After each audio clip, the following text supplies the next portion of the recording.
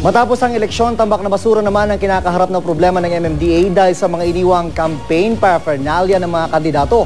Mayulat on the spot si Kata Tibayan. Kata?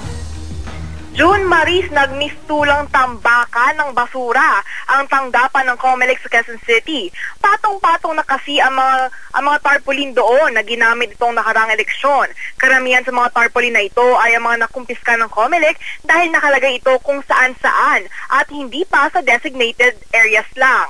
Ani MMDA Chairman Francis Tolentino, 2 linggo niyang inatasan ang mga MMDA personnel na baklasin na ang mga election campaign materials na lantaran may kita sa pampublikong lugar. Para maiwasan na raw ang ganito eksena sa mga susunod na eleksyon, balak niya ipanukala ang election environmental stance sa 2016 presidential elections. Sa ilalim nito, kailangan munang linisin ng mga mananalong kandidato ang mga eleksyon paraphernalia bago sila maiproklama. Sa ngayon, kukolektahin pa rin ng MMDA ang mga tarpaulin na ito at handa raw itong ibigay ng MMDA sa mga NGO na nais itong i-recycle. June Maris. Maraming salamat, Kata Tibayan.